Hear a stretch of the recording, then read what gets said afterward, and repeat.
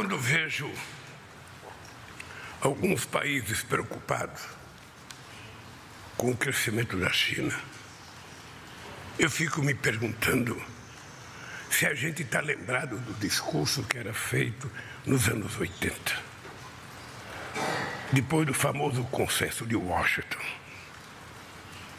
depois que se criou a ideia que o mundo não teria mais problema se fosse globalizado. Você todos lembram, mesmo as ministras mais jovens lembram de um discurso feito há 43 anos atrás. A globalização era a saída para a humanidade. E por conta disso, todas as mega empresas americanas foram investir na China. Para desenvolver a China, não. Para utilizar a mão de obra barata que a China oferecia naquele instante. O que aconteceu com os chineses?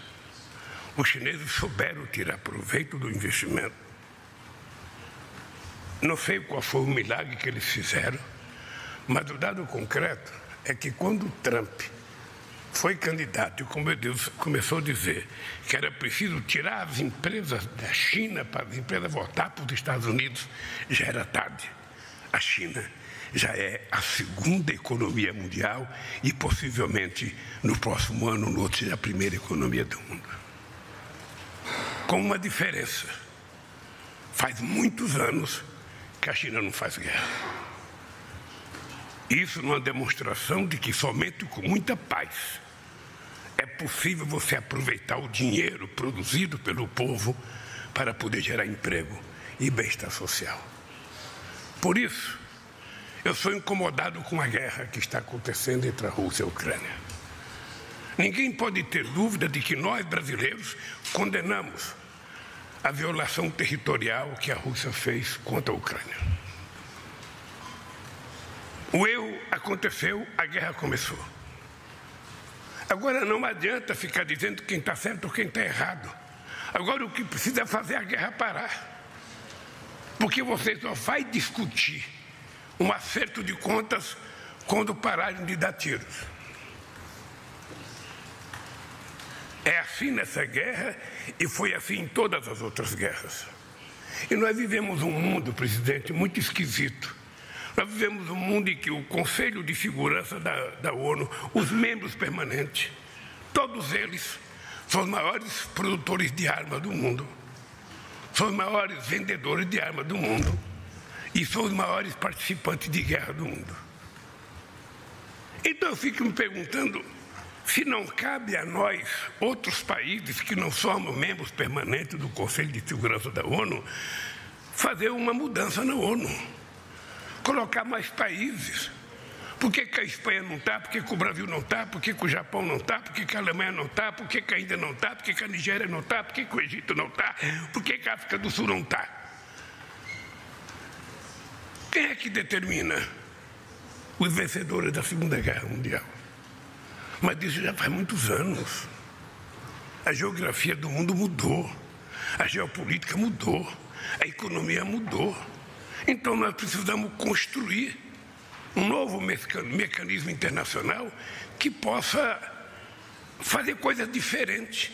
Veja que a ONU era tão forte que em 1948 ela conseguiu criar o Estado de Israel.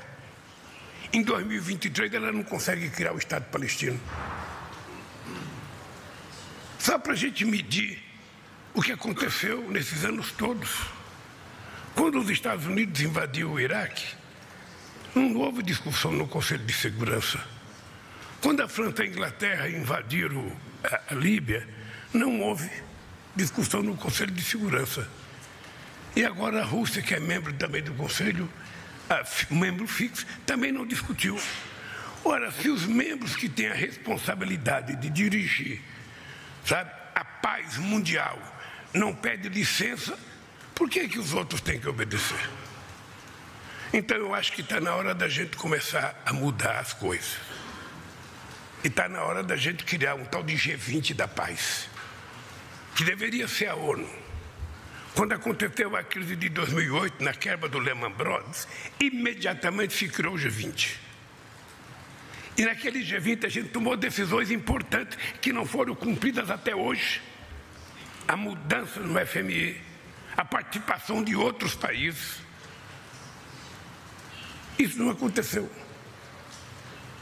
Agora, nós tivemos a pandemia. Os estados, efetivamente, foram os estados que conseguiram salvar a humanidade, porque se os estados não colocam dinheiro, o sistema não estava muito preparado para isso.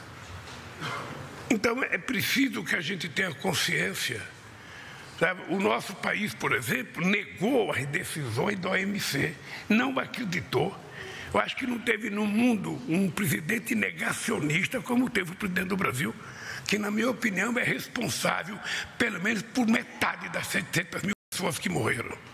Porque se ele tivesse comprado a vacina no tempo hábil e se não tivesse vendido a ideia de um remédio chamado cloroquina, que não servia para a Covid, era um remédio para malária, e ele colocou os laboratórios das Forças Armadas para produzir cloroquina, esse homem um dia vai ter que ser julgado num tribunal internacional por uma chacina que aconteceu no nosso país.